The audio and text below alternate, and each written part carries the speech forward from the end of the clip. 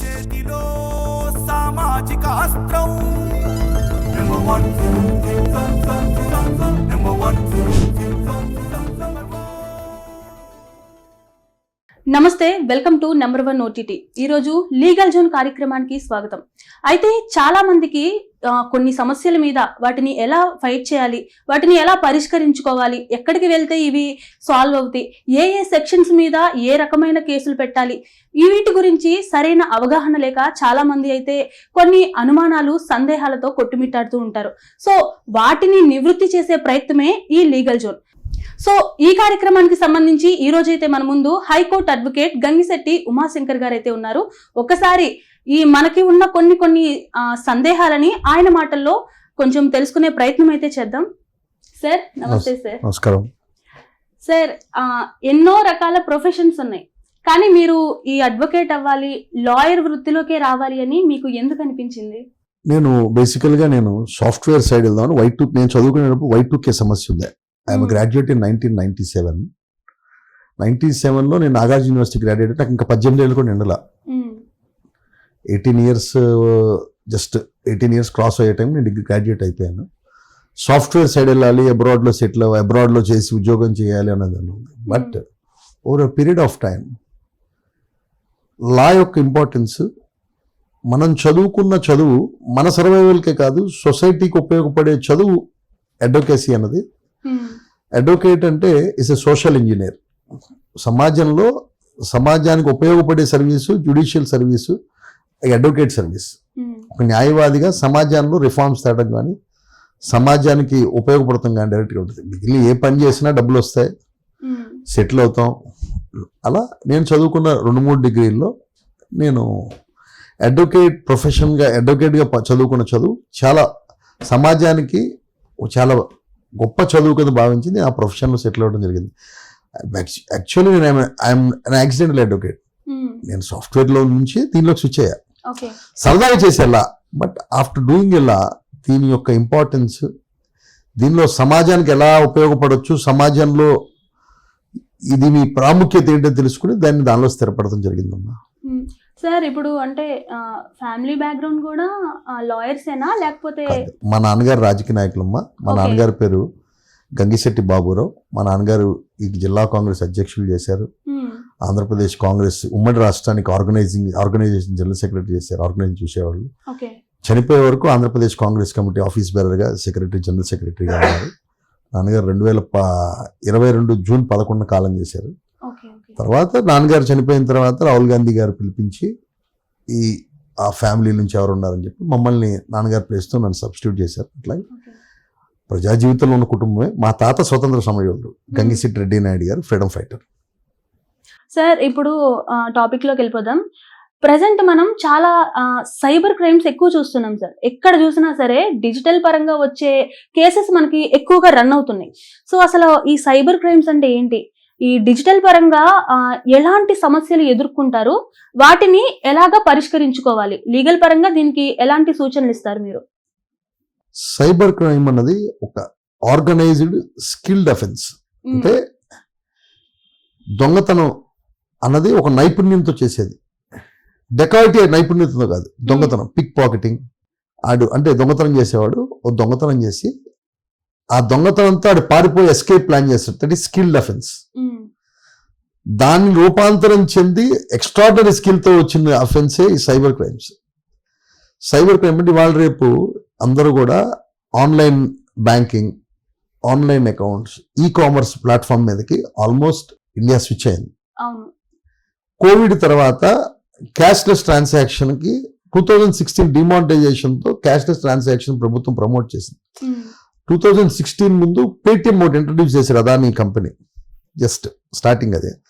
ఆ తర్వాత ఫోన్పే అని దాని కాంపిటేటివ్ కంపెనీ వచ్చింది. అప్పటికి దానికి ఆ మార్కెట్ లేదు. అందరూ వాళ్ళ అకౌంట్ని కోవిడ్లో డిజిటల్ లింకింగ్ చేయటం, బ్యాంక్ ట్రాన్సాక్షన్ చేయటం, కరెన్సీ ద్వారా కోవిడ్ వ్యాప్తి చెందుద్ది అన్న ఒక దీని మీద డిజిటల్ పేమెంట్స్ పోయారు. ఎవరైనా మనకి ఎప్పుడైనా డిజిటల్ బ్యాంకింగ్ ఏమవుతుందంటే మన యూజర్ పాస్వర్డ్ ఉంటుంది, కనెక్టెడ్ నెంబర్కి ఒక SMS వస్తుంది. మనం లాగిన్ అయిన తర్వాత ఇది ఎర్లియర్గా SMS OTP లేదు. మనం లాగిన్ అయ్యేవాళ్ళం మన రిజిస్టర్డ్ ఫోన్ నెంబర్ అనేది, తర్వాత మన ఏటీఎం కార్డుతో లాగిన్ అవ్వచ్చు, 2-3 లాగిన్స్ ఉంటాయి. అవును. దాన్ని ఏం చేశారంటే ఫర్దర్ సెక్యూరిటీ కోసం ఓటీపీని ఇంట్రడ్యూస్ చేశారు. దీనివల్ల సైబర్ నేరాలు, ఆన్లైన్ ఫ్రాడ్ జరుగుతూ ఉంది. ఇవాళ దాన్ని ఏం చేస్తారంటే ఈ సైబర్ నేరం చేసే వాళ్ళకి ఖచ్చితంగా ఈ డిజిటల్ పేమెంట్ సంబంధించిన ఒక లింక్ ఉంటుంది. అంటే మీ అకౌంట్లో 10,000 ఉంటాయి, నా అకౌంట్లో 10,000 ఉంటాయి, ఆయన అకౌంట్లో 10,000 ఉంటాయి అలా అనుకున్నాం.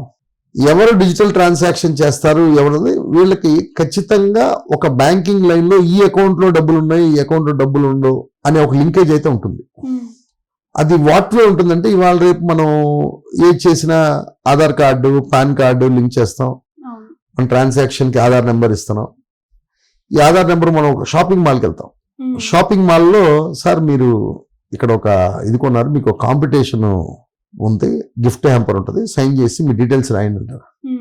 ఫస్ట్ మన డీటెయిల్ మన మొబైల్ నెంబర్ అక్కడ బయటకు వెళ్ళిపోద్ది. చాలా మందికి ఏమవుతుందంటే రెగ్యులర్ యూజ్ చేసే మొబైల్ నెంబర్, స్టూడెంట్స్ ఇవాళ రేపు చాలా కాలం సింబల్స్ మారుస్తున్నారు. ఒక ప్రొఫెషనల్ సెటిల్ అయినా ఒక సింగిల్ నెంబర్ వాడే అలవాటు ఉంటుంది, ఒక పర్మనెంట్ నెంబర్ ఉంటుంది.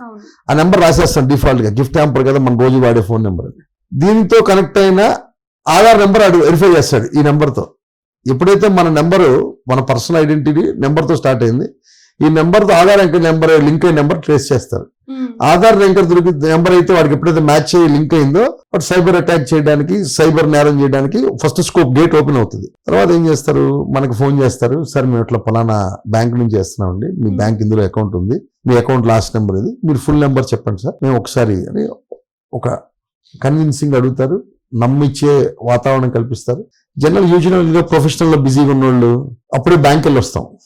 ఆ బ్యాంక్ వెళ్ళి వచ్చినప్పుడు సార్ మీరు ఇందాక వచ్చే బ్యాంక్ వచ్చారులేరండి, మీ ట్రాన్సాక్షన్ పడలేదని వాడు గెస్ చేయటమో, వాడు హింట్ అవటం, ఐదర్ గెస్ ఆర్ హింట్, రెంట్లో ఉంటుంది. సార్ దానిలో ఉందని సార్ ఒకసారి డిజిటల్ క్లియర్ అవ్వలేదంటారు. అక్కడ మనం వాడు చెప్తాడు ఒకసారి SMS చెప్పండి. ఎప్పుడైతే SMS OTP చెప్పిందన్నావో అవర్ గేట్స్ వాజ్ ఓపెన్. ఇంకా తెలియాల్సింది ఏంటంటే ఈ నేరం చేసేవాళ్ళు పెద్దగా చదువుకున్నారు కాదు. ఇప్పుడు యూపీ, బీహార్ నుంచి పట్టుకొస్తున్నారు. ఈ మనకి కాల్ చేసేవాళ్ళు, మాట్లాడేవాడు ఏ నెంబర్ నుంచి వచ్చిందో, కానీ వాడిని ఆపరేట్ చేసేవాడు ఉన్నాడే, వాడి దాకా సైబర్ లా ఎంత టైట్ చేసి రిజిట్ చేసి ఫైండ్ అవుట్ చేసినా వాడి దాకా అప్రోచ్ కాలం మనం. అదే ఎందుకని సార్ అంటే ఇప్పుడు ఒక ప్రైవేట్ పర్సన్ ఎవరో వచ్చి మొత్తం సిస్టమ్ ని హడావిడి చేసేంత ఆప్షన్, అంత అవకాశం తనకి ఎలాగా వెళ్ళగలుగుతుంది? ఇప్పుడు అదే ఎందుకు ఇప్పుడు గవర్నమెంట్ ఫోన్ నెంబర్ రాసాం కాదు సార్, ఇప్పుడు మనకు సంబంధించిన ప్రతి ఇన్ఫర్మేషన్ గవర్నమెంట్ దగ్గర ఉంటుంది. అయితే అది బయటికి ఎందుకు రివీల్ అవుతుంది? అదే చెప్పింది, ప్రభుత్వ ఎంప్లాయీస్ ఉంటే జరిగే సెక్యూరిటీ అవుట్ సోర్సింగ్ ఎంప్లాయీస్ జరిగేది.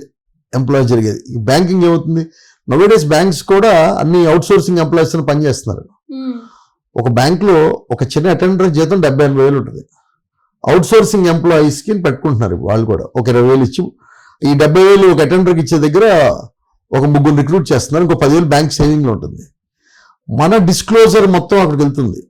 ఏ కారణం చేత ఇటు బ్యాంక్ లో తీసేస్తారు వీడిని, ఇటు బెటర్ ఆపర్చునిటీ వచ్చాడో మాల్ ప్రాక్టీస్ చేసి తీసేస్తాడు.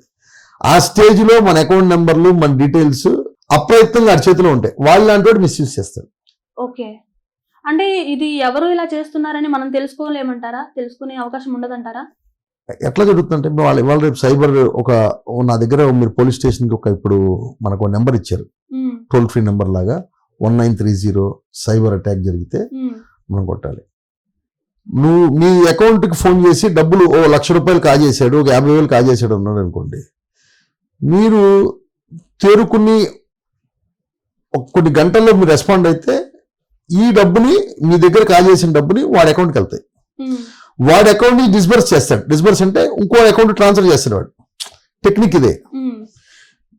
నా అకౌంట్ నుంచి ఒక 1,00,000 రూపాయలు కాజేశారు. వాడేం చేస్తాడు, ఆ 1,00,000 రూపాయలని వీడికి ఇస్తాడు, మన లింక్ ఇస్తాడు, పలానా ఓడి అకౌంట్ డబ్బులు ఉన్నాయా అని ఒకటి చెప్తాడు అనుకున్నాం కదా, వాడి కొంత వాటా ఇస్తాడు.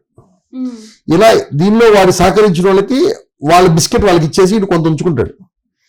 ఈ ట్రాన్సాక్షన్ జరిగి పోలీసు వాళ్ళకి మనం ఎప్పుడైతే 1930 మీ ఫోన్కి ఒక మెసేజ్ వస్తాయి డబ్బులు కట్టాను వెంటనే, మీరు చెక్ చేసి ఇమ్మీడియట్ గా 1930 కొట్టారనుకోండి, పోలీసు వాళ్ళు ఆ నెంబర్ తీసుకుంటారు.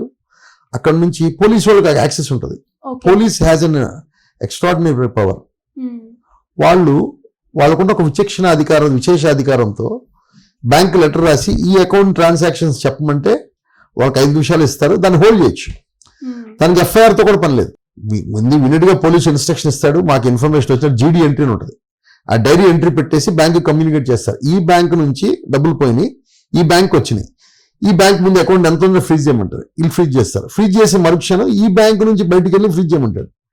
ఇది పోలీసు ఒక గంటలోపు మొత్తం చేసేయచ్చు. పోలీస్కి ఆ పవర్ ఉంది, ఆ వెసులుబాటు కూడా ఉంది.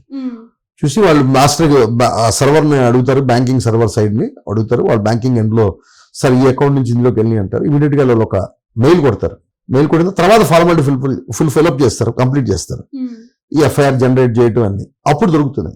అదే మీ డబ్బులు పోయినాయి 4 రోజుల తర్వాత ఆ డబ్బులు ఉండొచ్చు, ఉండకపోవచ్చు. వీడు మీ ఒక్కడనే చేయడు, ఫస్ట్ కమ్ ఫస్ట్ సర్వ్. ఎప్పుడైతే అకౌంట్ ఫ్రీజ్ చేస్తారో, హోల్డ్ చేస్తారో, వీళ్ళలాగా ఎంతమంది కంప్లైంట్స్ ఉన్నాయనుకోండి, అది ఇప్పుడు దాని మీద సబ్జెక్ట్ ఇష్యూ స్టార్ట్ అయింది.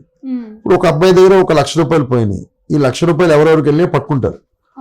ఉన్నంత వరకే పోలీసు వాళ్ళ క్రైమ్, సైబర్ క్రైమ్ కింద ఒక FIR జనరేట్ చేస్తారు. ఆ FIR జనరేట్ చేసి ఆ సీజ్ చేసిన అమౌంట్ ని కోర్ట్ అకౌంట్ ట్రాన్స్ఫర్ చేస్తారు, దాని మీద లీన్ క్రియేట్ చేస్తారు, ఛార్జ్ క్రియేట్ చేస్తారు. అప్లికేషన్ పెట్టుకున్న తర్వాత ఆ బ్యాంక్ వాడు, ఏ బ్యాంక్ అయితే ఉందో ఆ బ్యాంక్ వాళ్ళు ఒక DD తీసి ఏ కోర్టు నుంచి అయితే ఆర్డర్ వచ్చిందో ఆ కోర్టుకి అకౌంట్ పంపించేయాలి. డబ్బులు కోర్టు అకౌంట్ లో ఉంటాయి. డబ్బు పోగొట్టుకున్నాడు కోర్టుకు వచ్చి, కోర్టులో ఒక పిటిషన్ దాఖలు చేసి, రిటర్న్ ఆఫ్ ప్రాపర్టీ కింద క్రిమినల్ ప్రొసీడింగ్స్ ఉంటుంది, ఆ పిటిషన్ దాఖలు చేసి, అయ్యా నా డబ్బులు అయిపోయినాయి, నా దాంట్లోంచి ఇట్లా కట్లైన సఫిషియెంట్ ప్రూఫ్ కోర్టు కన్విన్స్ చేస్తే కోర్టు రిలీజ్ చేయమని ఒక ఆర్డర్ పాస్ చేస్తూ మీకు డైరెక్షన్ ఇస్తుంది. ఏమని, మీరు ఏదైతే డబ్బు క్లెయిమ్ చేశారో ఆ డబ్బు కోర్టు ఎప్పుడు ప్రొడ్యూస్ చేయమంటే అప్పుడు ప్రొడ్యూస్ చేస్తాను, ఒక బాండ్ తీసుకుని, ఇండెమినిటీ బాండ్ ఉంటుంది, బాండ్ తీసుకుని డబ్బు రిలీజ్ చేయడం జరుగుతుంది.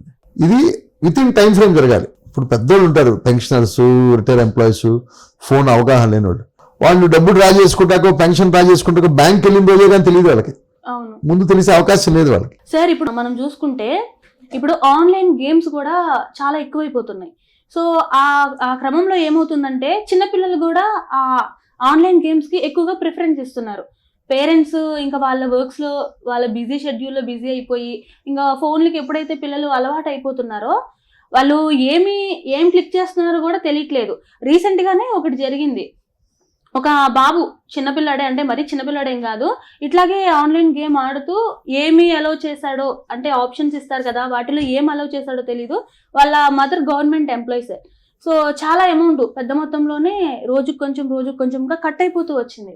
సో వీటిని మళ్ళీ మనం ఎలా రికవరీ చేసుకోవాలి అండ్ వాటి నుంచి మనం ఎలా జాగ్రత్త పడాలి? అంటే ఆన్లైన్ గేమింగ్ యాప్ అనేది కొత్తగా రమ్మీ సర్కిల్, రోలెట్, రకరకాల గేమ్స్ అవును కోవిడ్ టైంలో బాగా స్పీడ్గా జనాలకు ఎక్కేసినాయి. అంటే లాక్డౌన్ టైంలో అప్పటికి అంతకంటే 2020 తర్వాత ఆన్లైన్ గేమ్స్ స్టార్ట్ అయినాయి. ఆన్లైన్ గేమ్స్ ఇంతకుముందు కొన్ని చోట్ల ఉన్నా, అంటే ఇప్పుడు మనకి విజయవాడలో రేస్ క్లబ్ ఉంది, ఎలమంచిలి కాంప్లెక్స్ లో పైన ఉండేది. యాక్చువల్గా ఇక్కడ గుర్రాలు పరిగెట్టేది లేదు, క్లబ్ లేదు. హైదరాబాద్లోనో, బెంగళూరులోనో, చెన్నైలోనో, ఢిల్లీలోనో ఎక్కడో జరిగే ఒక రేస్ని లైవ్ పెట్టి వీటితో బెట్టింగ్ ఇస్తారు. వీళ్ళు టీవీలో గుర్రాలు పరిగెడతాం చూస్తారు, వీళ్ళు ఇక్కడ ఆ రేస్ స్టార్ట్ అవడానికి ఒక అరగంట ముందు ఇక్కడ డబ్బులు అరగంట వరకు కట్టించుకుంటారు. ఈ గుర్రం మీద ఎంత డబ్బులు వచ్చింది, ఈ గుర్రం మీద డబ్బులు వచ్చి పాప రోడ్డు మీద పొద్దున్న కష్టపడి రిక్షా పుల్లర్లు గుర్రం పందాలు 2 రూపాయల నుంచి కట్టించుకుంటారు. వాళ్ళు కట్టుకుంటా వెళ్తారు. ఈ ఆన్లైన్ గేమింగ్ దానికి ఇది పునాది. క్రికెట్ బెట్టింగ్ లాగా ఈ బెట్టింగ్ యాప్స్, రమ్మీ సర్కిల్ అన్నది హార్స్ రేస్ క్లబ్స్ వాళ్ళు టీవీలో లైవ్ చూపిస్తూ, లైవ్ సిగ్నల్ కొనుక్కున్నారు, లైవ్ చూపిస్తూ బెట్టింగ్ రాయించేవాడు. ఇంతకుముందు ఏం చేసేవాడంటే ఫోన్లో చెప్పాడు, ఈ నెంబర్ గుర్రం పరిగెడుతుంది, ఈ గుర్రం మీద పందెం కాసుకోండి అని. వాడు ఏం చూసేవాడు కాదు. తర్వాత ఏం చేశారు, టీవీ స్క్రీన్ లో పరిగెత్తే గుర్రం కనపడుద్ది వీడికి. వీడిలో 10 రూపాయలు టికెట్ కొనుక్కుంటాడు. పొద్దు నుంచి కష్టపడి రిక్షా అంటే పని చేసి సంపాదించిన ఇలా పెళ్ళం పిల్లలు పెట్టకుండా వీడిలో 10 రూపాయలు, 10 రూపాయలు పెడితే 100 రూపాయలు వస్తుందని. ఏ జోదంలో అయినా ముందు డబ్బులు వస్తాయి. ఇనీషియల్ గా వీడికి ఆట తెలియకుండా ప్యాక్ ఆడిన జోదంలోనే వీడికి డబ్బు కనపడుద్ది, ఇదేదో బానే ఉంది అనుకుంటారు, డబ్బులు వస్తున్నాయి కదా, ఎడిక్ట్ అవుతారు. అది జోదంలో ఉన్న లక్షణం. ఈ పిల్లలకి ఏం చేస్తారంటే ఇవాళ పిల్లలు తల్లిదండ్రులు ఏం చేస్తారంటే, చిన్నపిల్లలు అన్నం తింటలేదని ఫోన్లో యాడ్స్ చూపిస్తా అలా ఫోన్ ఎడిక్ట్ అయిపోతున్నారు. ఫోన్ అప్లికేషన్స్ మైనర్స్ వాడినంత ఇదిగా పెద్దవాళ్ళు వాడలేరు. దానివల్ల అది తెలీదు, రమ్మీ సర్కిల్ ఏదో గేమ్ పడింది కనబడుతుంది, ఇలా ఓలోటి తిరుగుతూ ఉంటుంది, ఇదేదో బాగానే ఉంది అని క్లిక్ చేస్తాడు, నిమిషాల్లో లక్షలు పోతాయి. అవును, ఇదే జరుగుతుంది సార్. ఇది యాక్చువల్గా ఏమైందంటే తల్లిదండ్రుల ఫోన్లో ఈ గేమింగ్ యాప్స్ రిస్ట్రిక్ట్ చేయడానికి ఇంతవరకు మన గూగుల్ ప్లే స్టోర్లో కానీ ఎక్కడ రిస్ట్రిక్షన్కి లేదు. అవును, చైల్డ్ లాక్ ఉంది, ఓకే. ప్రతి ఫోన్లో చైల్డ్ లాక్ ఉంది. ఓకే, ఎలా యూజ్ అవుద్ది సార్ ఆ చైల్డ్ లాక్ అనేది? ఇప్పుడు యూట్యూబ్లో చైల్డ్ లాక్ ఉంది.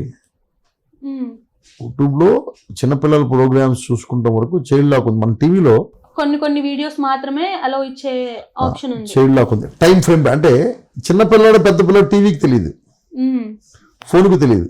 ఈ టైం నుంచి ఈ టైంలో యాక్సెస్ చేసే యాప్స్ అప్పుడు రిస్ట్రిక్షన్ పెట్టుకోవచ్చు. అట్లా అలా కొంత సైబర్ రిస్ట్రిక్షన్ ఉంది. కానీ ఈ గేమ్స్ ఓపెన్ చేసినప్పుడు ఫ్రీ యాక్సెస్ అని అడుగుతాడు. వీడేం చేస్తాడు, చిన్నపిల్లడు, వాడికి తెలియదు వాడు ఆడే ఆట. వాళ్ళ అమ్మ పేరు తెలిసి ఉంటుంది వాడికి, వాళ్ళ అమ్మ పేరు వాళ్ళ అమ్మ ఫోన్ నెంబర్ కూడా రిజిస్టర్ చేసేస్తాడు. ఇది వాళ్ళ నాన్న పేరు వాళ్ళ నాన్న నెంబర్ కూడా రిజిస్టర్ చేస్తాడు. డబ్బు పోగొట్టుకున్న తర్వాత ఎప్పుడైతే మీరు వెనక్కి వెళ్తారో, కంపెనీకి వెళ్తారో, కోర్టులో కేసు వేసి వెనక్కి వెళ్తారు, రిజిస్ట్రేషన్ అడల్ట్ పేరుతో ఉంటుంది, దానిలో డేట్ ఆఫ్ బర్త్ కూడా ఉంటుంది. దానిలో డేట్ ఆఫ్ బర్త్ ఎట్లా ఉంటుంది, రిజిస్టర్ చేసుకునేవాడికి 19 ఏళ్ళు దాటి నుంచే డేట్ ఆఫ్ బర్త్ ఉంటుంది. మీరు చూసుకోండి, ఒక సీలింగ్ పెడతాడు. ఇప్పుడు 25 ఏళ్ళు కంటే 19 ఏళ్ళు ఎక్కడికి వస్తే ఆ ఏజ్ అంటే ఇప్పుడు నియర్లీ అబౌట్ 2007, 2006 తర్వాత నుంచే ఉంటుంది. 6 ముందు డేట్లు ఉండవు. వీడు తెలిసి మా అమ్మ వయసు ఇది, డేట్ ఆఫ్ బర్త్ తెలిసినాడు కొడతాకు ఉండదు. వాడు ఏం చేస్తాడు, అమ్మ డేట్ కూడా ఏదో సంవత్సరం నొక్కుతాడు, వ్యాలిడ్ ఉన్న అందులో యాక్సెస్ ఉన్న ఇది వీడు క్రియేట్ అయిపోద్ది అక్కడ. అప్పుడు ఏజ్ కూడా అంటే యాక్చువల్గా వీడి ఏజ్ కొట్టుకోవాలని ఉంటుంది పిల్లోడిది. వాడి ఏజ్ అది తెలియదుగా, ఆ ఏజ్ అందులో కనబడదు. ఒక ఏజ్ సెలెక్ట్ చేస్తాడు. Minor accessible age, major accessible, majority వచ్చిన ఏజే ఉంటుంది, ఆ పైది ఉండదు. దానిలో వీడు క్లిక్ అయిపోతాడు, రిజిస్టర్ అయిపోద్ది, వాడు ఆడేస్తూ ఉంటాడు. ఇవాళ రేపు పిల్లలు వాళ్ళ అమ్మ నాన్న ఏం ఫోన్ వాడుతున్నారు, ఫోన్ పేలు ఎలా వాడుతున్నారు అనేది పాస్వర్డ్లు అన్ని 5 నిమిషాలు క్రాక్ చేస్తారు. అలా యాక్సెస్ వెళ్ళిపోతుంది, డబ్బులు పోతున్నాయి. మీరు సూ చేస్తే ఉంటారు, యూ రిజిస్టర్డ్, యువర్ సన్ కాదంటారు. మీకున్న ఒకే ఒకటి ఏంటంటే ఆ డేట్ ఆఫ్ బర్త్ కనుక మిస్ మ్యాచ్ అయితే మీరు ఫైట్ చేయొచ్చు. ఆన్లైన్ గేమింగ్ అంతా కూడా ఫ్రాడే. అంటే ఇప్పుడు ఒక ప్యాకాట్ ఆడుతున్నారు, ఒక 6 కూర్చొని ఆడతారు. 6లో ఒకరు దొంగాట ఆడొచ్చు, పక్కన అండర్స్టాండ్ అయ్యో లేదా పక్కన ముక్కలు చూసి ఆడొచ్చు. కానీ ఆన్లైన్ గేమింగ్ లో 6 ఆట వాడు చూస్తుంటాడు. వాడు ఈ యాప్ రన్ చేసాడు, వాడికి లాభం వచ్చేది చూస్తాడు. ఇందులో ఈ రమ్మీ సర్కిల్ ఎక్స్ప్లెయిన్ చేస్తారు. రమ్మీ సర్కిల్ అనుకున్నాం, రమ్మీ సర్కిల్లో ప్లేయర్ 1 ప్లేయర్ 2 ఇలా ఉంటాయి. అసలు నిజంగా మనిషి ఆడుతున్నాడా లేదా ఆవిడ తెలియదు. అసలు మెషిన్ జనరేటెడ్ ప్లేయర్స్ కూడా ఆడతారు. కొంతమంది పెద్దవాళ్ళు టైం పాస్కి ఏం చేస్తారు, ఇప్పుడు ఎయిర్పోర్ట్లో కూర్చున్నారు, ఫ్లైట్లో నెట్ యాక్సెసిబుల్ ఉంటుంది, డౌన్లోడ్ చేసింది కొన్ని ఇన్బిల్డ్ ఉంటుంది, దానిలో ఆటో ప్లేయర్ ఉంటాడు. ఆటో ప్లేయర్తో ఆడుతూ ఉంటారు. ఈ గేమింగ్ యాప్ ప్రతి దానిలో ఆటో ప్లేయర్ ఉంటాడు. ఈ ఆటో ప్లేయర్ గెలుస్తాడు, గుర్తుంచుకోండి మీరు. ఈ డబ్బులు ఆటో ప్లేయర్కి వెళ్తాయి. ఆటో ప్లేయర్ ఎవరికి వెళ్తాయి, గేమింగ్ యాప్ రన్ చేసేవాడికి వెళ్తాయి. That is the fraud involved in it. మీరు క్యాసినోకి వెళ్ళారు ఎప్పుడన్నా? నేను వెళ్ళా. కానీ క్యాసినో జరిగేది ఏంటంటే, క్యాసినోలో ఈ రోలెట్ గేమ్స్, మనకు తెలిసిన ప్యాకాట్ ఏంటంటే 13 కార్డ్స్, మహా అయితే పోలీసు వాళ్ళు పెడతారు కోత మొక్క 3 కార్డులని. ప్యాకాట్లో 70-80 రకాల స్కిల్ గేమ్స్ ఉన్నాయి. ఈ 13 కార్డ్స్ ఒకటి స్కిల్ గేమ్, అంటే జోకర్ ఉంటాడు, స్కిల్ గేమ్. మిగిలిన ఏమైనా సరే మన దగ్గర అఫెన్స్. అలాగే 13 కార్డ్స్ కుట్టించిన క్లబ్ లాగా ఆడిపిస్తే కూడా నేరమే. కానీ ఈ రమ్మీ సర్కిల్ లాంటి వాళ్ళు ఏం చేస్తారు, వీళ్ళు ₹2 ఆట ఉంది, ₹5 ఆట ఉంది, ₹10 ఆట ఉంటుంది, ఒక రేట్ ఫిక్స్ చేస్తారు. ఆ రేట్ ఫిక్స్ చేసుకుని ఎవడో ప్లేయర్ ఆడుతూ ఉంటాడు. You don't know who that player is. వాడిని చూడ, వాడు ఏమో కాదో తెలియదు.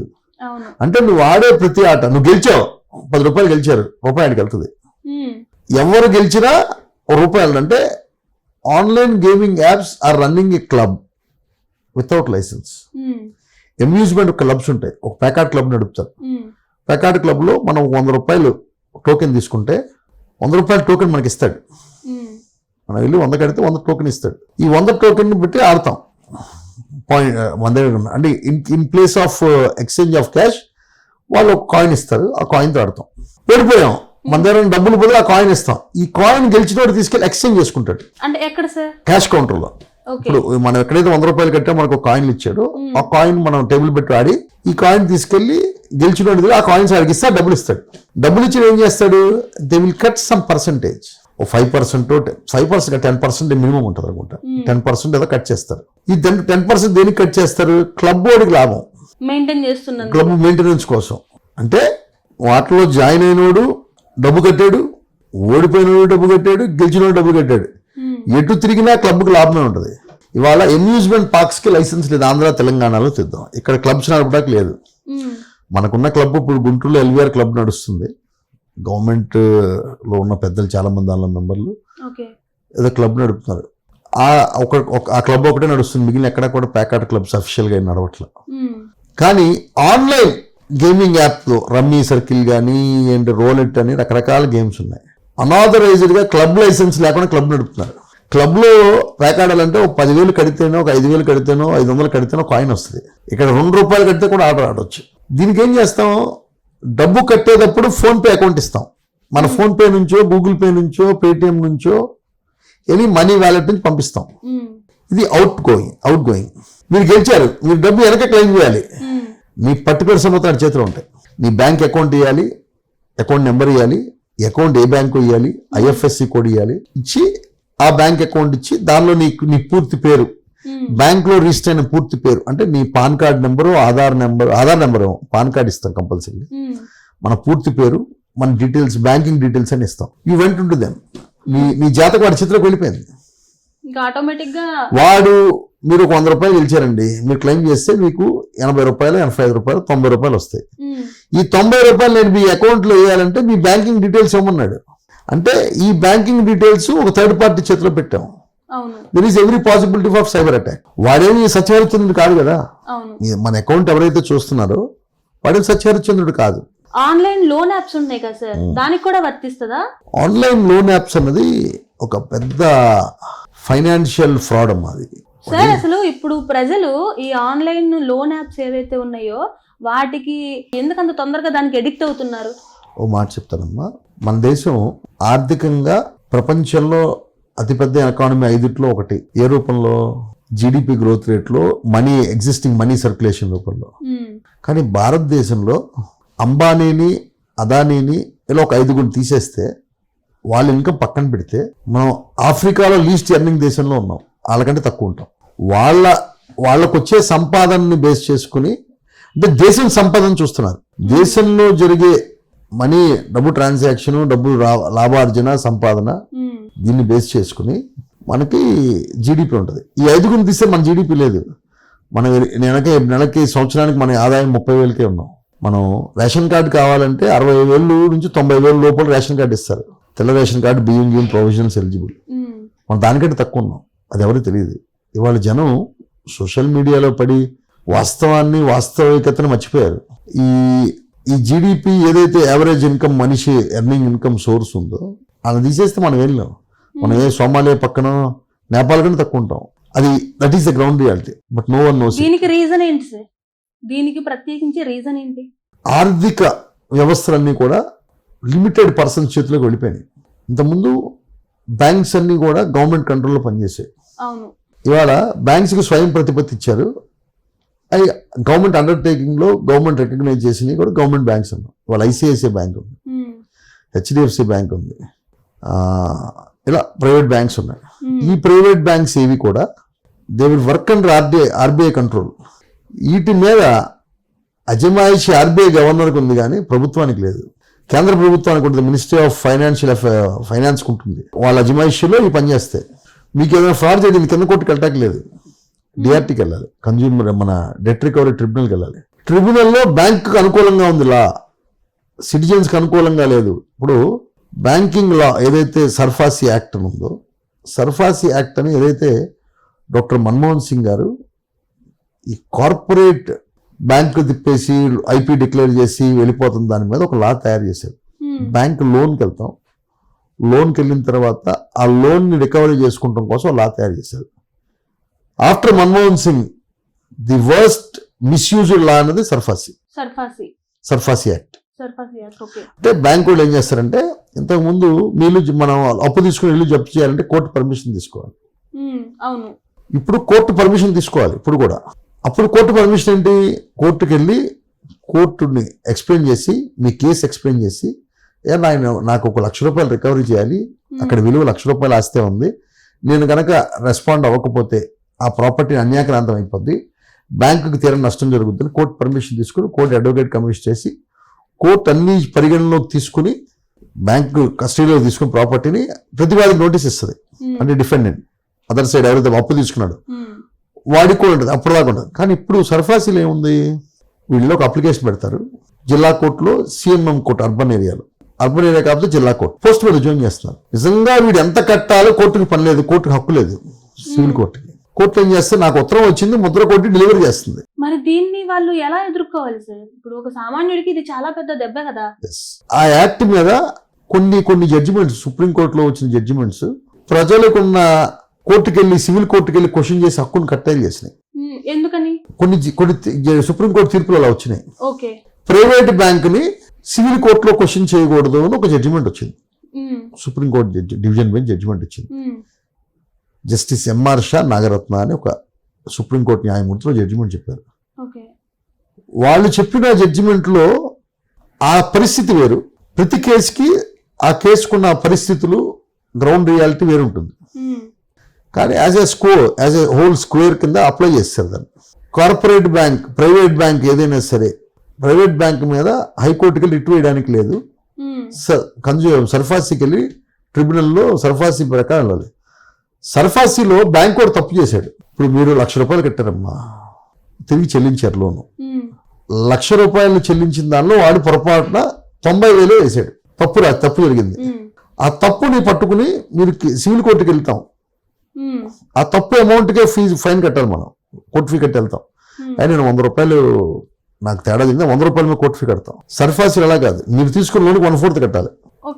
కోర్టు ఫీజు 25,000 మినిమం ఉంటుంది స్టార్టింగ్ ఫీజు. ఒక అప్లికేషన్ అంటే ఒక 25,000 కోర్టు ఫీజు ఉంటుంది. ఆ 25,000 కోర్టు ఫీజు కట్టి కోర్టుకి వెళ్తారు. కోర్టు ఏముంటుంది, నీకు ఎంత అమౌంట్ నువ్వు పెండింగ్ ఉన్నా ఉంటుంది. అయ్యా నేను 10 లక్షలు పెండింగ్ ఉన్నా, నీకు స్టే ఇచ్చే 2,50,000 కట్టు విచారణ చేస్తా ఉంటారు. దీని మీద ఏమి ఫైట్ జరగట్లేదు. దానికోసం పార్లమెంట్ లో డిబేట్ ఇంతకుముందు సర్ఫాసీ ఇంప్లీడ్ చేసినప్పుడు డాక్టర్ మన్మోహన్ సింగ్ గారు చట్టం తెచ్చినప్పుడు లోన్కి ఒక పరిధి ఉంది. ఈ లోన్లు అయితే సర్ఫాసీకి వస్తాయి, 10 లక్షల లోపు, ₹1,00,000 లోపు సర్ఫాసీకి రాదు. ₹1,00,000 ఎందుకు పెట్టారంటే ఆ రోజు పెట్టిన యాక్ట్ లో పెట్టినప్పుడు గొప్పదనం ఏంటంటే, ఒక ఇల్లు కొనుక్కుంటాక ఒక సామాన్యుడు ఆ లోన్ తీసుకుంటాడు, ఏ కారణం చేత లోన్ కట్టలేకపోవచ్చు, ఉద్యోగం రావచ్చు, కరువు రావచ్చు, పంటలు పోయి ఉండొచ్చు, ఆ వెసులుబాటు ఉంది. ఇప్పుడు 10 లక్షలకు కూడా తెచ్చేశారు దాన్ని. 10 లక్షల నుంచి ఎనీ బ్యాంకర్ కెన్ సూ. ఎవరైనా బ్యాంక్ కూడా సర్ఫాసీ కింద ప్రాపర్టీ పొజిషన్ తీసేసుకోవచ్చు, ఉన్న కుటుంబ సభ్యులు రోడ్డు మీద పంపించేస్తారు. ఒక చాలా దుర్మార్గమైన చట్టం అది ఇవాళ ఫోర్స్లో ఉంది. అది ఇవాళ మన్మోహన్ సింగ్ గారి తర్వాత దాని మీద అంత పెద్ద ఆర్థికవేత్త ప్రపంచంలో లేడు.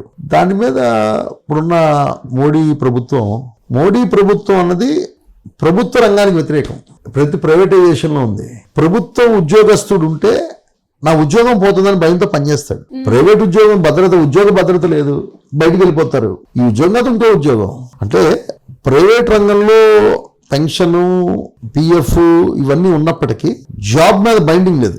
ప్రభుత్వ ఉద్యోగం పోతే మళ్ళీ ప్రభుత్వ ఉద్యోగం రాదని 60 ఏళ్ళ పాటు ఇందులో పనిచేయాలి, నాకు పెళ్ళాం పిల్లలు దీని మీద ఆధారపడలేదు. ప్రైవేట్ రంగంలో భద్రత ఎక్కడ, ఉద్యోగ భద్రత లేదు, వాడు ఫ్రాడ్ చేస్తే వెళ్ళిపోతాడు. ఒక బ్యాంకర్ తప్పు చేశాడమ్మా, మీరు 1,00,000 కట్టారు, ఈ 1,00,000 పొరపాటు ఇంకో అకౌంట్లో పడేశారు, మీరు వెళ్ళి బ్యాంకర్కి వెళ్తే సరి చేస్తారు. బ్యాంకర్ వినలేదనుకోండి, డిఆర్టీకి వెళ్ళాలి. అంటే 1,00,000కి మీరు 25,000 కోర్టు ఫీజు కట్టాలి. ఆ రోజుకి ఎంత బాకీ ఉందో దానిలో 1/4 కట్టాలి. అది వాళ్ళు ఉన్న చట్టం, అది చాలా దుర్మార్గమైన చట్టం. వాళ్ళ బ్యాంకింగ్ అనుకూలంగా ప్రో బ్యాంకింగ్ ఉంది. ఇక్కడ సామాన్యుడు ఆ కోర్టుకి వెళ్ళలేడు. ఆ కోర్టుకి వెళ్ళాలంటే మినిమం ₹1,00,000 చేతితో పట్టుకోవాలి. సామాన్యుడు బ్యాంక్ వెళ్ళే పరిస్థితిని హౌసింగ్ లోన్ తీసుకుంటాడమ్మా, ఒక 5 EMIలు బాకీ ఉండి వీళ్ళు పొజిషన్ తీసుకుంటున్నారు. 5 EMIలు ఒక 50,000 1,00,000 ఉంటుంది. ఆ 1,00,000 బ్యాంకుకి కట్టేస్తే నీ EMI మళ్ళీ రెగ్యులర్ అవుద్ది. కానీ బ్యాంక్ కూడా చెప్పకుండా మూవ్ చేసాడు, నేను కోర్టుకి వెళ్ళడానికి 1,00,000 అవుద్ది, కోర్టులో ఇల్లు కాపాడుకోవడానికి ఇంకెక్కువ అవుద్ది. ఇంకోటి బ్యాంకింగ్ వడ్డీ మీద కంట్రోల్ లేదు వాళ్ళ గవర్నమెంట్. అలా సోషలిజం స్టేట్ నుంచి సమానత్వం నుంచి కార్పొరేట్ ఫేవర్కు ప్రభుత్వం వెళ్ళిపోవటం వల్ల లాని మిస్రిప్రజెంట్ చేయటం, లా మీద ప్రాపర్ జడ్జిమెంట్స్ ఉన్నప్పటికీ కొన్ని విశేషమైన పరిస్థితుల్లో వచ్చిన జడ్జిమెంట్స్ ఇవాళ ప్రజల యొక్క ఆర్థిక స్వేచ్ఛని, ఆర్థిక వెసులుబాటుని, ఆర్థికంగా ప్రజలు క్వశ్చనించే హక్కును కోల్పోయారు. అది వాళ్ళ ఈ యాక్ట్ లో జరిగింది.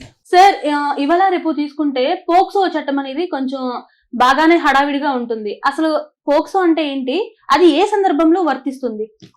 పోక్సో అనే చట్టం అమ్మ prevention of sexual offences against child, పిల్లల పైన చిన్న పిల్లల పైన సెక్షువల్ గా జరిగే ఒక హింసని దాన్ని ప్రివెంట్ చేయడం కోసం, దాన్ని అరికడటం కోసం తెచ్చిన ఒక మంచి చట్టం. పిల్లల యొక్క ఆ చట్టం తేటంలో ముఖ్య ఉద్దేశం ఏంటంటే శారీరక లైంగిక వేధింపులు చిన్నపిల్లల పైన జరుగుతున్నాయి, అది కట్టడి చేయాలి అన్న ఉద్దేశంతో తెచ్చారమ్మా.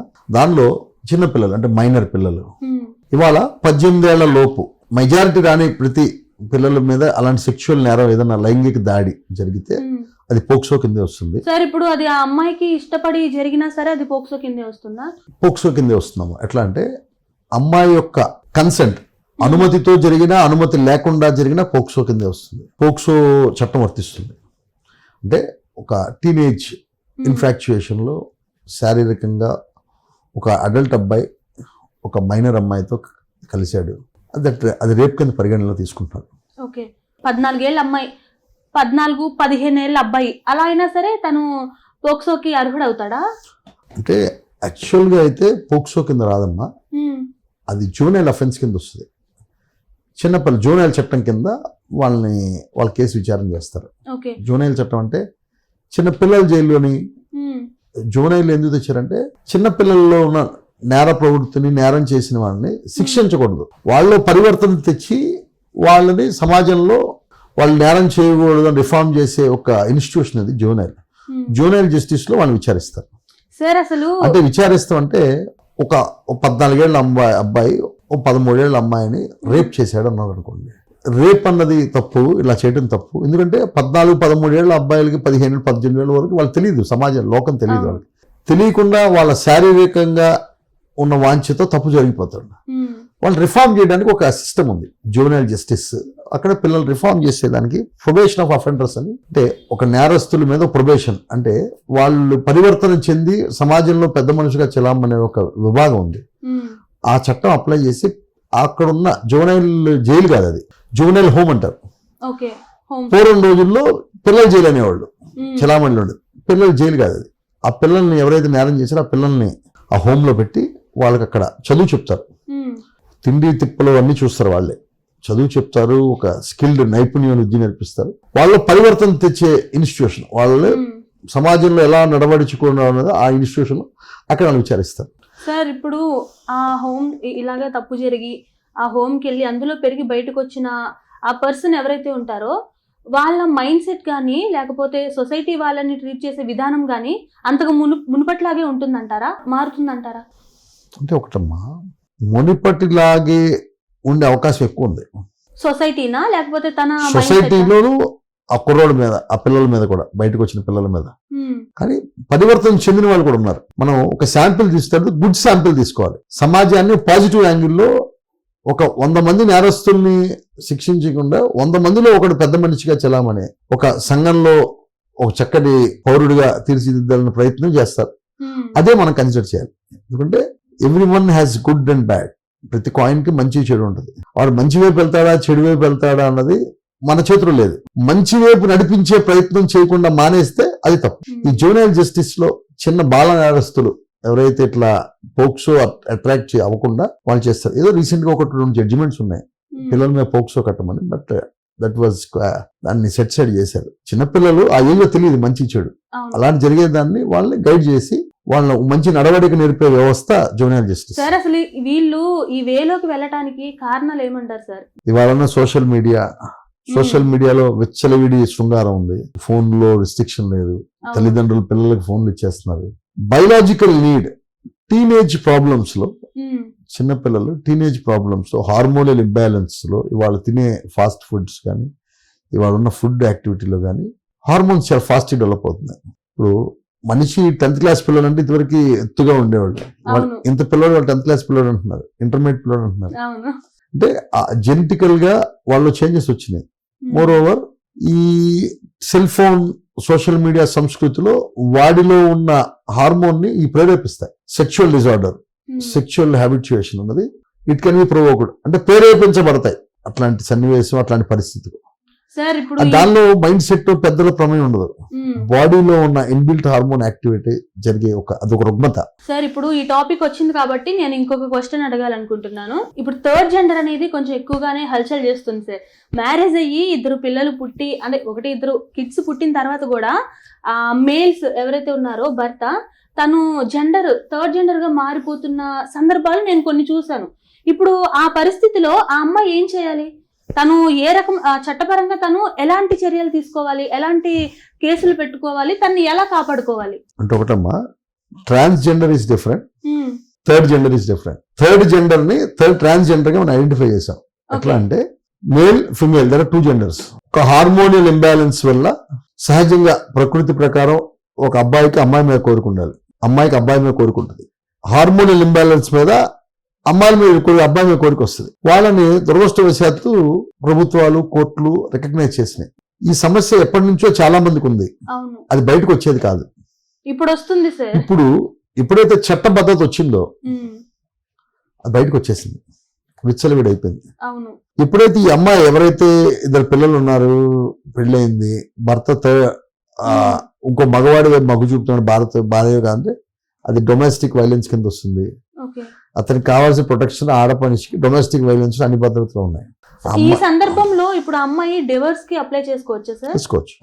అప్పుడు పిల్లలు ఎవరైతే ఉన్నారో వాళ్ళని ఎవరికి ఇచ్చే అవకాశం ఉంటుంది? పిల్లలు జనరల్ గా తల్లి కస్టడీలో ఉంటారమ్మా. ఒక సర్టెన్ ఏజ్ 14 ఏళ్ళు వచ్చిన తర్వాత తండ్రికి హక్కు వస్తుంది, గార్డియన్ లో తండ్రికి కూడా హక్కు వస్తుంది. ఆడపిల్లలైనా మగపిల్లలైనా అంతేనా సార్? అంతే వస్తుంది. ఓకే. ఆడపిల్లని జనరల్ గా మన కోర్టులు కానీ మన వ్యవస్థ ఏం చేస్తుంటే ఆడపిల్లకి తల్లి అవసరం ఉంటుంది. ఒక 11 ఏళ్ళు 12 ఏళ్ళు వచ్చాక ఆడపిల్లల బాడీలో వచ్చే చేంజెస్ కి తండ్రి అన్ని సమకూర్చలేడు, తండ్రిది ఎక్స్ప్రెస్ చేయలేదు కాబట్టి తల్లికి ఇస్తున్నారు. తల్లి ఒక్కరే సంరక్షకులు, తండ్రి కూడా అంతే సమానమైన సంరక్షకుడు. ఆ క్లారిటీ కోర్టు డిసైడ్ చేస్తారు, కోర్టుకి వెళ్తారు, గార్డియన్ వేస్తారు. జనరల్ గా ఏం చేస్తారంటే తల్లికి ఇస్తున్నారు. తల్లి ఆడపిల్ల కాబట్టి తల్లి సంరక్షణలో ఉండండి, పిల్లలను కూడా తల్లి సంరక్షణలో ఉంచున్నారు. కానీ 14 ఏళ్ళు వచ్చాక father will get an absolute right. అట్లాగాని తల్లి రైట్ పోదు, తల్లికి తండ్రికి సమాన హక్కు ఉంటుంది. ఆడవాళ్ళు పిల్లల్ని పెంచడంలో అవకాశం ఎక్కువ ఉంటుందని మనకి వాళ్ళ ఉన్న భారతదేశ సర్కమ్స్టాన్సెస్ లో మనకున్న వ్యవహారంలో జరుగుతున్న దాని ప్రకారం తల్లికి ఇస్తారు. అలాగే తండ్రికి కూడా సమాన హక్కు ఉంటుంది. తండ్రి హక్కుని కోర్టు తీసేయలేదు, తల్లి హక్కుని కోర్టు తీసేయలేదు. ఎవరికైనా సరే వెసులుబాటు కల్పిస్తుంది. ఒక వారం రోజులు ఉంటే తండ్రి వచ్చినప్పుడు తండ్రిని చూపించమని, తల్లిని చూపించమని. అట్లాగే ఈ ట్రాన్స్జెండర్ గా ఎవరైతే ఇట్లా ఉన్నారో ఈ అమ్మాయి ఆమెకి కావాల్సిన అన్నిటికీ కోర్టుకు వెళ్ళొచ్చు. 498A కాదు, 498A అన్నది హింసకే, డౌరీ కోసం. ఇవన్నీ డొమెస్టిక్ వైలెన్స్ అని ఒక అద్భుతమైన చట్టం ఉంది ఆడవాళ్ళకి. డొమెస్టిక్ వైలెన్స్ లో ఈ అమ్మాయికి కావాల్సిన సంరక్షణ దొరుకుతుంది. ఈ అమ్మాయికి కావాల్సిన డబ్బులు, పిల్లల పోషణ అన్ని కూడా ఇందులో సమకూరుతాయి. మెయింటెనెన్స్ కూడా వేసుకోవచ్చు. ఈ గ్రౌండ్ విడాకులు కూడా వస్తాయి కావాలంటే. విడాకులు వచ్చినా రాకపోయినా అమ్మాయికి అయితే ఆ అమ్మాయి పోషణ భరణం రూపంలో ఇవ్వాలి. దానికి చట్టబద్ధత ఉంది, అది చట్ట ప్రకారం అమ్మాయి ఎంటైటిల్ ఫర్ ఎవ్రీథింగ్. నేను చూసిన ఒక సందర్భాన్ని నేను మీకు చెప్తాను. మ్యారేజ్ అయ్యింది, ఆ తల్లి ఎవరైతే ఉందో తను వేరే పర్సన్ తోని వెళ్ళిపోయింది 2 పిల్లలు పుట్టిన తర్వాత.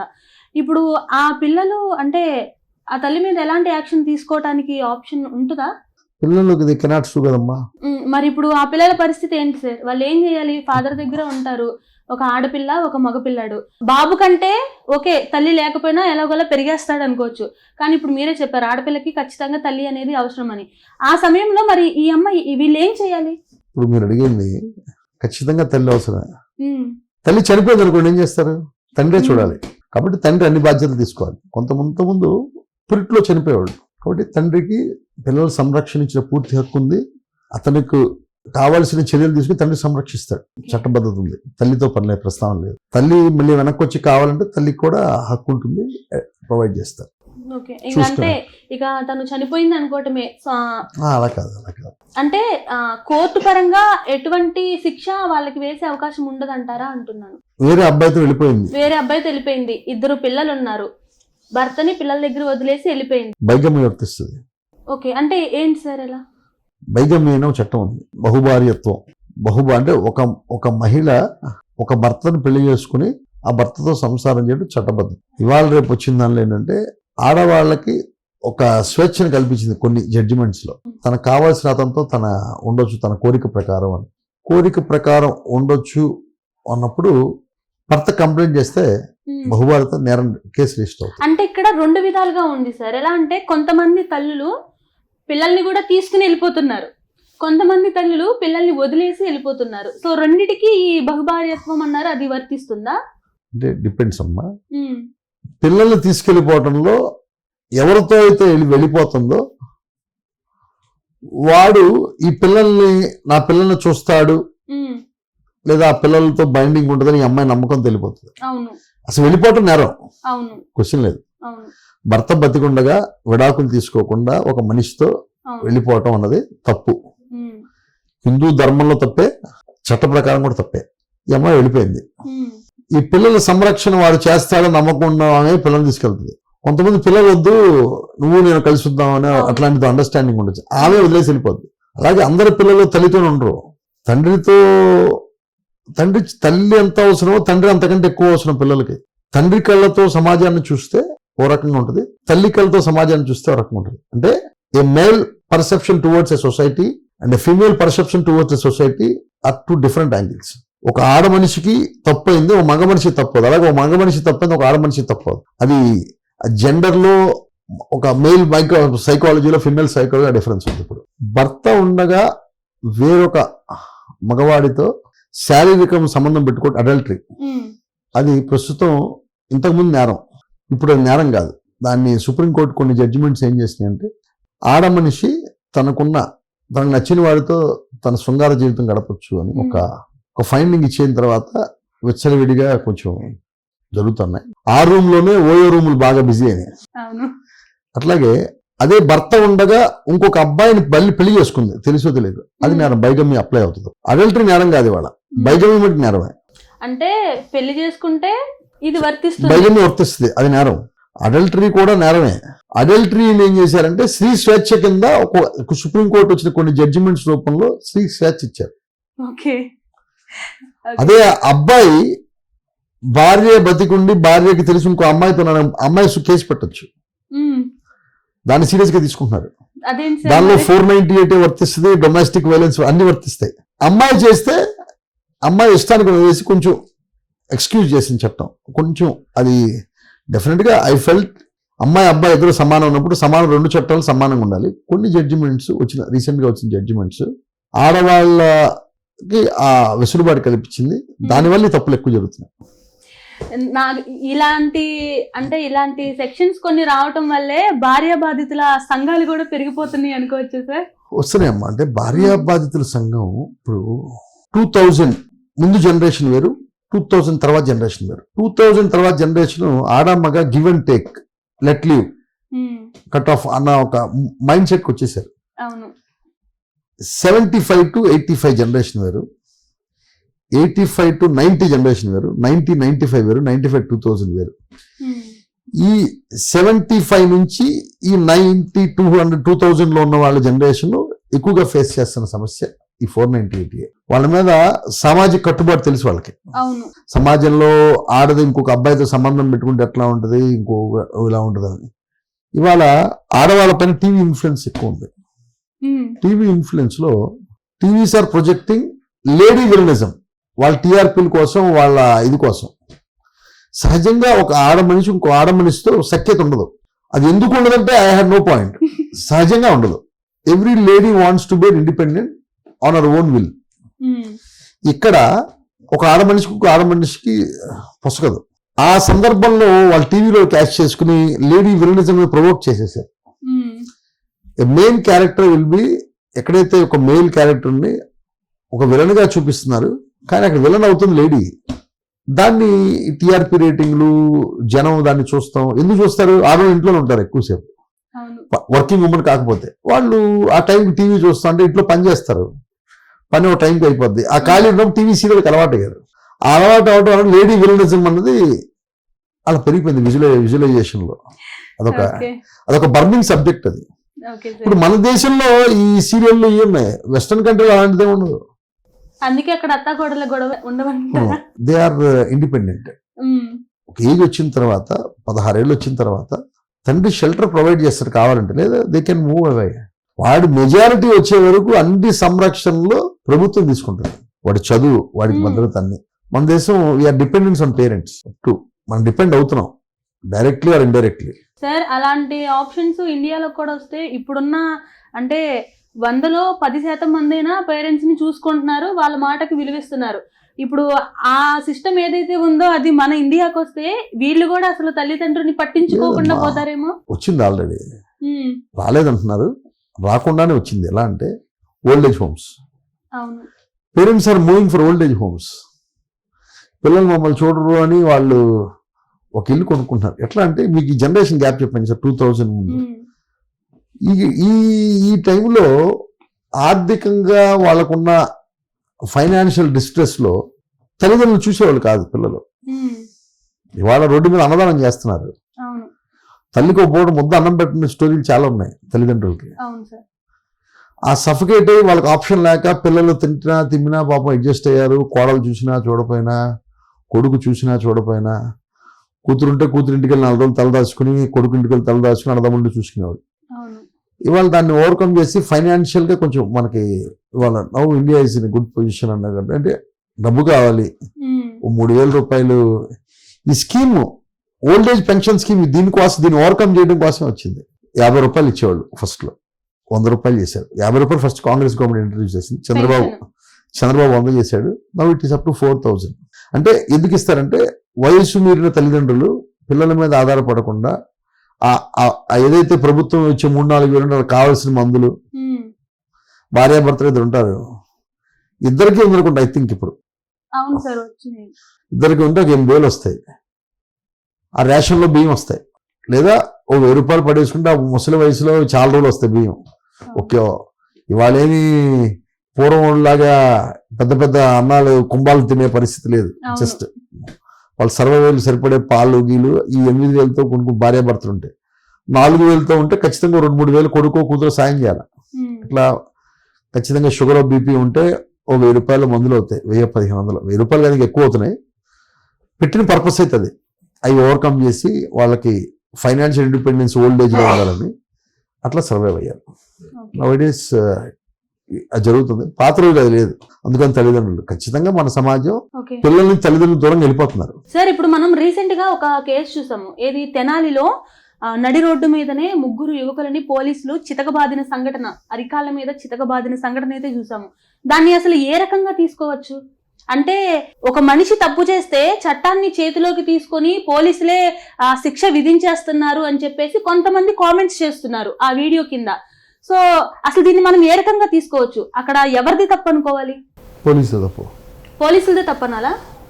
డెఫినెట్గా పోలీసు తప్పు. ఎలా సార్? ఏ విధంగా? పోలీసు ఒక మనిషిని కొట్టి కంట్రోల్ చేయమని పోలీస్కి ఇవ్వాల.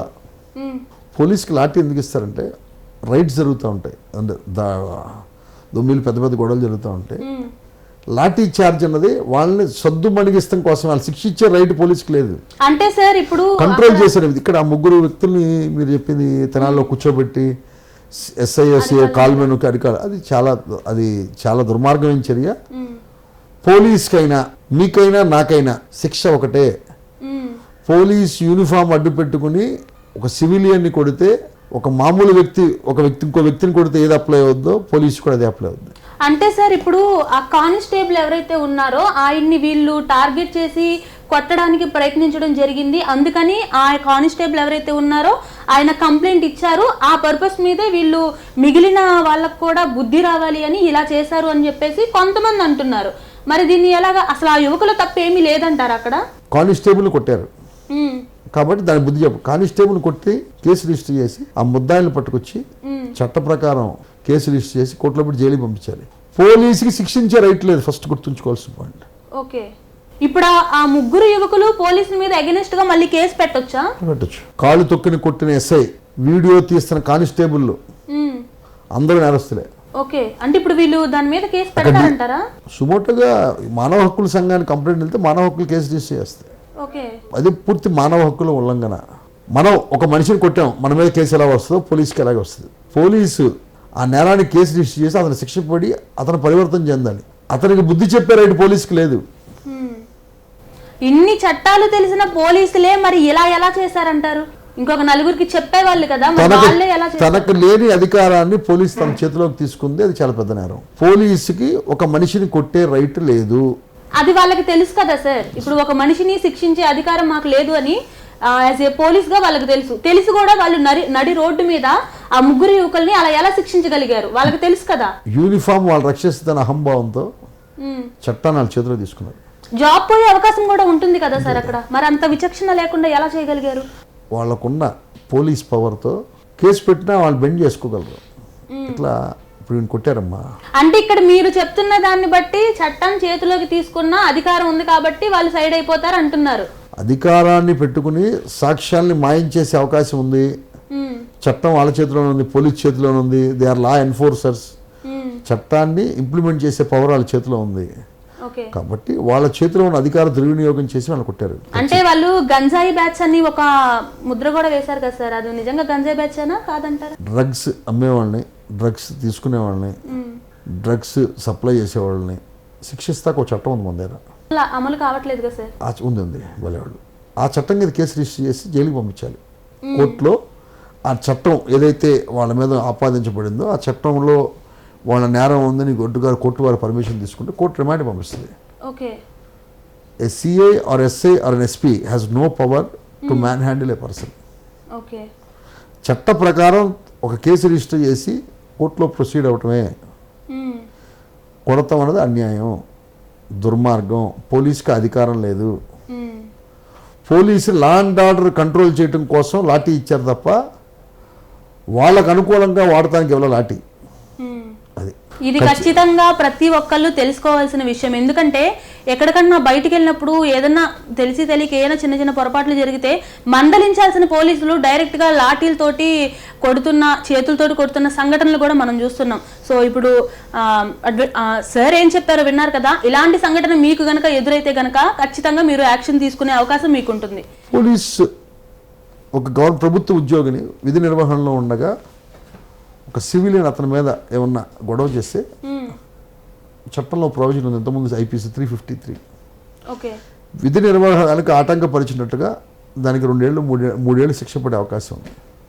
కేసు రిజిస్టర్ చేసి కొట్టాడు 323, 324, చంపబోయాడు 307. ఇట్లా ఆ సెక్షన్ అప్లై చేసి విధి నిర్వహణలో ఉన్న ప్రభుత్వ అధికారి ఆ 353 అన్న తీసుకొచ్చి పెట్టి కేసు రిజిస్టర్ చేయాలి. అంటే విధి నిర్వహణలో ఉన్న అతని పైన ఇతను చేసుకున్నాడు, ఇతనికి ఉంది. ఈ సెక్షన్స్తో పాటు దాడికి ఉన్న సెక్షన్స్తో పాటు అదనపు సెక్షన్ వస్తుంది, వచ్చి వాళ్ళని కోర్టులో పెట్టాలి. అంతేగాని పోలీసు వాడి మీదకి వచ్చారని ఒక నెపంతో పోలీసు వాళ్ళు కొట్టేయడం చాలా దుర్మార్గం. పోలీసుకి అసలు అధికారం లేదు. సార్ ఇప్పుడు మీరే అన్నారు పోలీసులు ఇలాగ చేస్తున్నారు అని.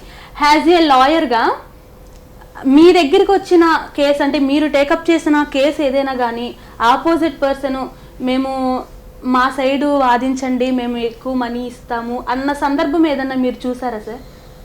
అలాంటిది ఏదన్నా మీరు తీసుకున్నారా? ఒక న్యాయవాది వృత్తిలో service oriented legal profession, but highest paid profession on the globe. ఈ భూమిలో హైయెస్ట్ పెయిడ్ ప్రొఫెషన్ ఏదైనా ఉందంటే అడ్వకేట్. అది కూడా ఒప్పుకోవాల్సిందే. కానీ న్యాయవాది కోర్టుకి వెనకాల పాకెట్ ఉంటుంది, గౌన్కి. నువ్వు చేసిన సర్వీస్కి డబ్బులు దానిలో పెట్టమని ఆ కోడ్లో ఆ గౌన్కి వెనక ఒక బ్యాక్ పాకెట్ ఇట్లా ఉంటుంది, డైరెక్ట్గా అందులో పెట్టమని ఒకటి ఉంది. ఇప్పుడు ఒక కేసు చేసాం, నేను ఎక్కువ ఇస్తానండి మా కేసు మీరు చేయండి అని అడిగే క్లయింట్స్ ఉంటారు. మీరు అప్పుడు ఎప్పుడన్నా బెండ్ అయిన సందర్భం ఏదన్నా ఉందా? ఉండదమ్మా, జనరల్గా ఎక్కడ ఉండదు.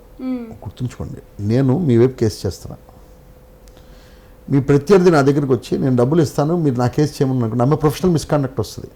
ఓకే సార్, ఇప్పుడు ఆ సందర్భంలో ఇప్పుడు మీ క్లయింట్ ఎవరైతే ఉన్నారో వాళ్ళు అంటే మీ మీద యాక్షన్ తీసుకోవచ్చా? తీసుకోవచ్చు. ఓకే, ప్రొఫెషనల్ మిస్కాండక్ట్ అంటే నేను మీ తరపున ఒక లాయర్కి ఒక క్లయింట్కి కేసుకు సంబంధించిన అన్ని వ్యవహారాలు ప్లస్లు మైనస్లు అన్నీ కూడా ఒక లాయర్తో డిస్కస్ చేస్తారు. అవును. అదే కేసులో మీ ప్రతివాదిగా ఉన్న ఒక ఎక్స్ ఉంటాడు, మీకు నేను కేసు చేస్తాను మధ్యలో నా దగ్గరికి వచ్చి మీరు నాకు అనుకూలంగా చేయండి, అమ్మాయిని వదిలేయండి అన్నప్పుడు నేను ఏదైనా తప్పు చేస్తే నా మీద ప్రొఫెషనల్ మిస్కాండక్ట్ వస్తే నా లా పట్టా సస్పెండ్ అవుతుంది, ఓకే, క్యాన్సిల్ కూడా అవుతుంది. ఓకే సార్, ఇన్ని సంవత్సరాల మీ జర్నీలో మీరు ఓకే ఈ కేసు వాదించిన తర్వాత నేను ఫుల్ హ్యాపీ, మనసు చాలా ప్రశాంతంగా ఉంది అన్ని ఫీల్ అయిన సందర్భం ఏదైనా ఉందా? చాలా ఉన్నాయమ్మా. ఓకే, రీగ్రెట్ అయిన సందర్భం ఏదైనా ఉందా సార్? ఉంటాయి. అబ్బా ఎందుకు ఇలా తీసుకున్నాను అని అనిపించిందా ఎప్పుడైనా? ఉంటాయమ్మా. ఏదన్నా ఒకటి చెప్తారా మా కోసం? అది ప్రొఫెషనల్ ఓకే ఓకే ఎథిక్స్, నేను చెప్పకూడదు. ఓకే, కేసు గెలిచిన తర్వాత ఈ కేసు మంచి కేసు చేసామని ఉంటుంది. కేసు గెలిచి కూడా ఈ కేసు మనం చేయకుండా ఉండాలి అంటే బ్రీఫ్ యాక్సెప్ట్ చేసేటప్పుడు కేసు ఒక క్లయింట్ దీన్ని యాక్సెప్ట్ చేసేటప్పుడు ఆ క్లయింట్ ఏ క్లయింట్ అయినా సార్ నా కేసు ఇలా ఉంది, నా కేసు మీరు చేయండి, నాకు అన్యాయం జరిగిందనే వస్తాడు. సార్ నేను మర్డర్ చేశాను, నన్ను కాపాడమని వస్తారు. నా చేతిలో పొరపాటున జరిగిపోయింది, నన్ను కాపాడమనేవాడు వస్తాడు. లాయర్ పని ఏంటి, కోర్టు పని ఏంటి? కోర్టు నువ్వు చేసావో లేదో చూడదు. ఈ కేసులో ఒక మర్డర్ కేసులో ఒక ముద్దాయి అరెస్ట్ అయ్యాడు. ఈ అబ్బాయికి వ్యతిరేకంగా ఏమేమి సాక్ష్యం మెటీరియల్ విట్నెస్ ఉంది, ఈ అబ్బాయి చేసిన నేరాన్ని ఏమి రుజువు చేస్తేనే, రుజువు చేస్తే ఏం శిక్ష చేయాలి అంతే కోర్టు పని. అందుకనే ఒక నేరం చేయబడిన వ్యక్తిని కోర్టు చూసి న్యాయం చెప్పకూడదని కోర్టుకి ఆ గుడ్డ కట్టేసి ఉంటుంది కళ్ళకి. అక్కడ ఉన్న వ్యక్తి తనవాడైనా పరాయివాడైనా చట్టం ఒకటే అంటే ఒక ధర్మకాటం ఉంటుంది. చేతిలో కత్తి ఏంటంటే ఎవరు తప్పు చేసినా శిక్షించబడతాడనడానికి ఆ న్యాయదేవత బొమ్మలో ఉండే ఆ త్రాసు, ఆ కత్తి, ఆ కళ్ళకున్న బ్యాండ్ యొక్క ఇది. అంతేగాని ప్రతి కేసు చేస్తాం. కేసు జరుగుతూ ఉండగా నేను కేసు గెలిచేస్తాను. డైరెక్ట్గానో ఇండైరెక్ట్గానో మనం గెలిచిన గౌరవం అన్నీ ఉంటాయి. తెలియకుండానే కేసులో ఒక్కొక్కసారి అన్యాయం జరుగుతూ ఉంటుంది. అది లాయర్ తప్పు కాదు, ఆ కేసులో ఉన్న ప్లీడింగ్స్ వల్ల కానీ. అంటే ఒకటమ్మా, ఆస్తి ఒక అమ్మాయి ఒక అబ్బాయి భార్యాభర్తలు కొట్టుకుని వచ్చారు, విడాకులు వేస్తారు. విడాకులు తీసుకుంటాం, వచ్చేస్తాయి. విడాకులు కావాలనుకున్నాడు హ్యాపీ, వద్దనుకున్నాడు బాధలో ఉంటాడు. డెఫినెట్గా ఆ బాధ ఉంటుంది, రిగ్రెట్ ఉంటుంది. విడాకులు ఇప్పించినప్పుడు ఖచ్చితంగా ప్రతి లాయరు ఒక సందర్భంలో బాధపడతాడు. అరే మన చేతిలో ఈ పిల్లలు ఉన్నారు, అన్యాయం అయిపోయారు, నాకు గిల్ట్ ఉంటుంది. అది ఆ నిమిషం ఉంటుందా అంటే డెఫినెట్గా కొన్ని సందర్భాల్లో ప్రతి లాయరు కేసు చేస్తాం, మేము కేసే చేస్తాం. మీ తలరాత మార్చేవాళ్ళం కాదు. మిమ్మల్ని కాపాడే ప్రయత్నం చట్ట ప్రకారంగా లాయర్ వృత్తిపరంగా చేస్తారు తప్ప అందులో ఎదుటివాడి మీద మాకేమి ప్రత్యేకమైన కక్షో వేధింపో ఏముండదు. నా క్లయింట్కి న్యాయం చేయాలంటాం. ఆ క్రమంలో చట్టం అప్లికేషన్లో నాకు అన్యాయం జరగవచ్చు, అతనికి అన్యాయం జరగవచ్చు. కానీ చట్టం ఆ పుస్తకం ప్రకారం ఒక ఫ్రేమ్ ఉంటుంది. ఆ శిక్ష పడుతుందా లేదా, ఎందుకు పడాలి ఎందుకు పడకూడదు, శిక్షాస్మృతి ఉంది, లా ఆఫ్ ఎవిడెన్స్ ఉంది, సర్కమ్స్టాన్స్ అన్నీ చూసి డిసైడ్ చేస్తారు. ఒక్కొక్కసారి అలాంటి గిల్ట్ కలుగుతూ ఉంటుంది, ఆనందం కలుగుతూ ఉంటుంది. It's a part of professional this thing తప్ప దేనిలో ఆ క్లయింట్కి లాయర్కి ఏ శత్రుత్వం ఉండదు. ఉన్నవాళ్ళు ఉన్నారు, దట్స్ డిఫరెంట్. సహజంగా లాయర్ అనేవాడికి ఉండదు. కేసు వరకు case to case, point to point. నా క్లయింట్ వచ్చారు, న్యాయం చేయగలిగాం, చేసాం. చేయలేకపోయారు, బాబు ఇలా జరగలేదు, మనకున్న విట్నెస్ని ఎక్స్ప్లెయిన్ చేస్తారు, పైన అప్పీల్కి వెళ్తారు. చాలా స్టేజెస్లో లీగల్ ఫారమ్స్లో అవకాశం ఉంది. కానీ అన్ని కేసులు గెలవం, అన్ని కేసులు ఓడిపోం. అది కేసులో స్టార్ట్ అయిన తర్వాత కేసులో ప్రతి కేసుకి మెరిట్స్ డిమెరిట్స్. ఇప్పుడు మీరు ఒక వ్యక్తి నా దగ్గరికి వస్తాడు, ఇలా చెప్తాడు, కానీ లోపలికి వెళ్ళి వేరే ఉంటుంది. అది అంతే. లాయర్కి ఇంకో వ్యక్తి మీద కక్ష ఉండదు. దట్స్. Thank you sir. చాలా థ్యాంక్స్ అమ్మా. చూశారు కదా, ఇది ఇవాల్టి లీగల్ జోన్ ప్రోగ్రామ్.